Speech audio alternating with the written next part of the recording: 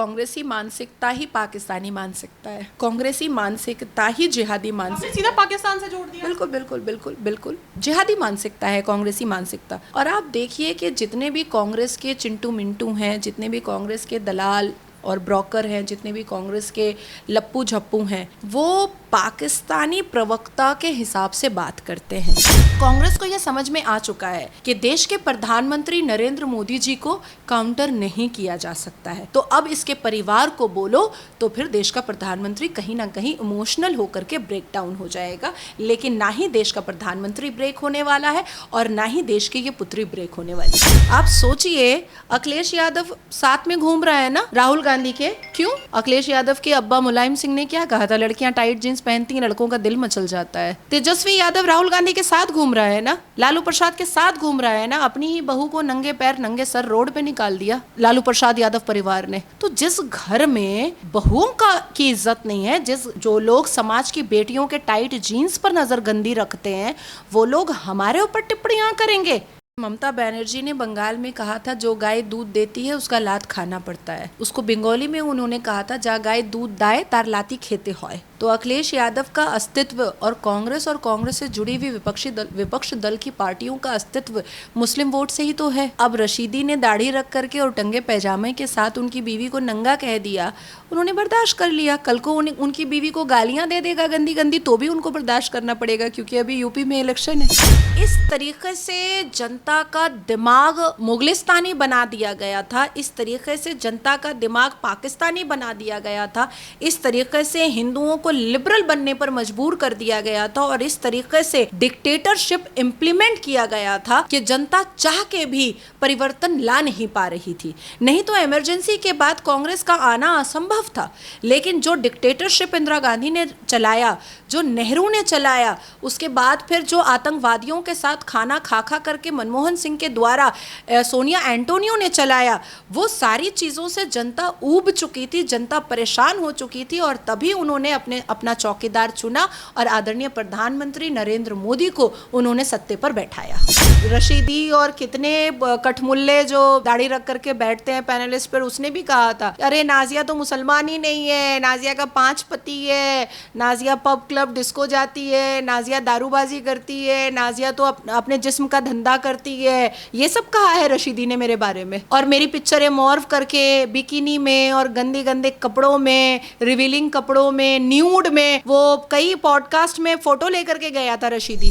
I can show you more than 1 lakh email जो मुस्लिम लड़कों ने मुझे शादी के लिए प्रपोज किया है। और फिल्म नगरी में भी कुछ मुस्लिम एक्टर थे, वो अभी भी हैं, जिन्होंने मुझे शादी के लिए प्रपोज किया था। तो आपने अपना मजहब क्यों नहीं चुना? मुस्लिम पुरुषों में क्या दिक्कत है? मुझे तीसरी चौथी बीवी नहीं बननी।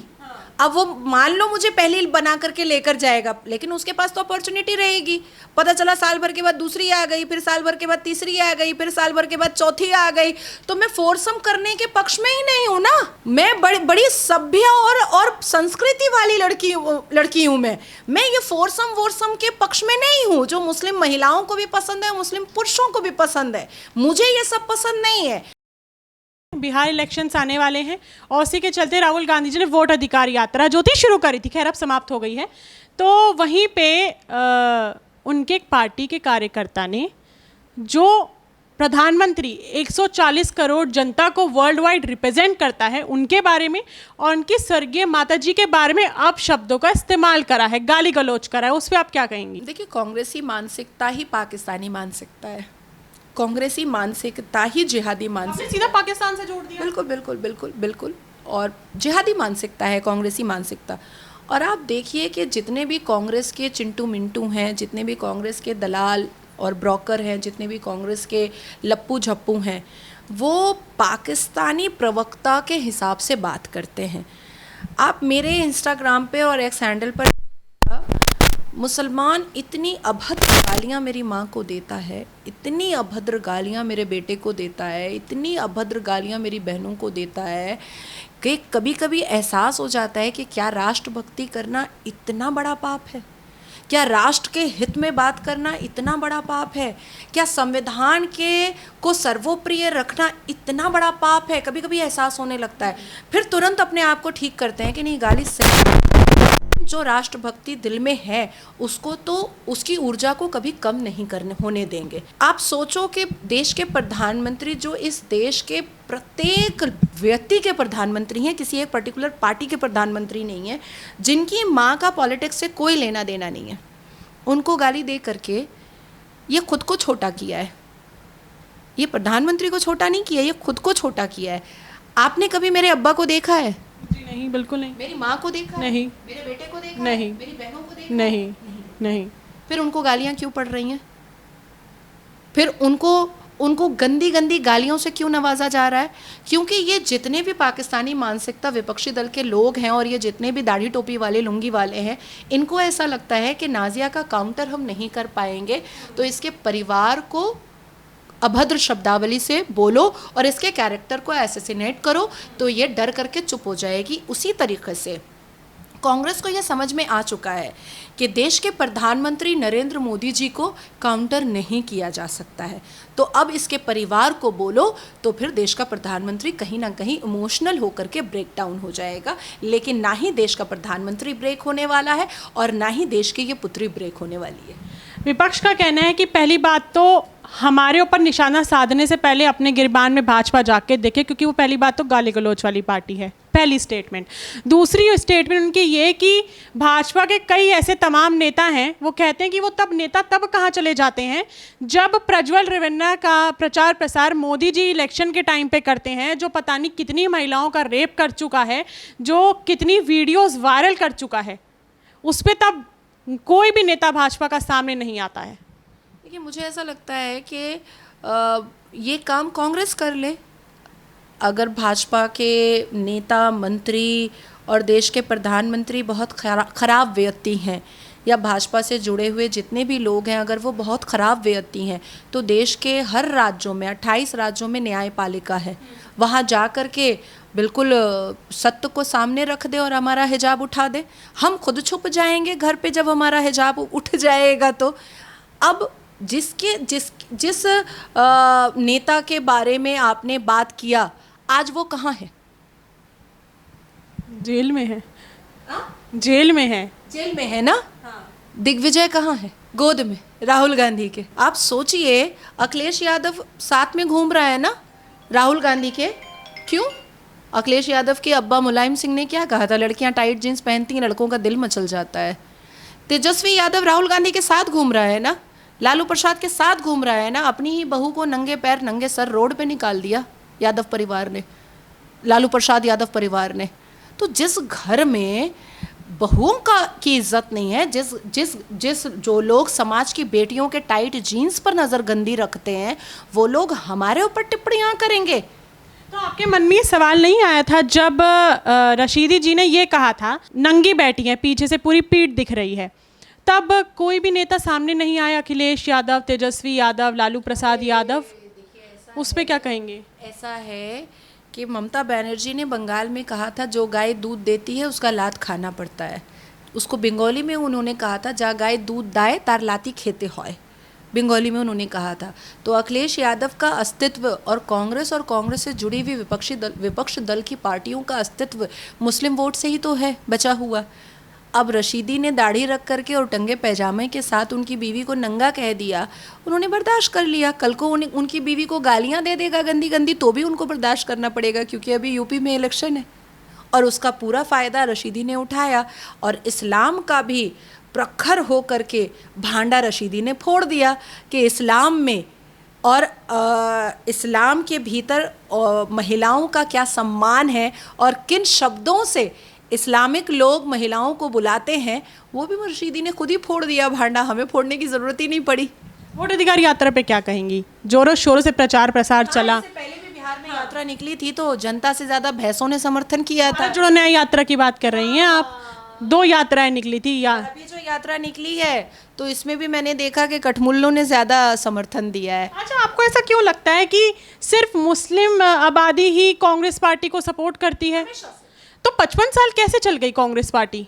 तब क्या कोई पार्टी टक्कर में नहीं थी, या जनता को पार्टी इतनी पसंद थी कि वही पार्टी बार बार आए जा रही थी? नहीं, इस तरीके से जनता का दिमाग मुगलिस्तानी बना दिया गया था, इस तरीके से जनता का दिमाग पाकिस्तानी बना दिया गया था, इस तरीके से हिंदुओं को लिबरल बनने पर मजबूर कर दिया गया था और इस तरीके से डिक्टेटरशिप इम्प्लीमेंट किया गया था कि जनता चाह के भी परिवर्तन ला नहीं पा रही थी। नहीं तो इमरजेंसी के बाद कांग्रेस का आना असंभव था, लेकिन जो डिक्टेटरशिप इंदिरा गांधी ने चलाया, जो नेहरू ने चलाया, उसके बाद फिर जो आतंकवादियों के साथ खाना खा खा करके मनमोहन सिंह के द्वारा सोनिया एंटोनियो ने चलाया, वो सारी चीज़ों से जनता ऊब चुकी थी, जनता परेशान हो चुकी थी और तभी उन्होंने अपना चौकीदार चुना और आदरणीय प्रधानमंत्री नरेंद्र मोदी को उन्होंने सत्ते पर बैठाया।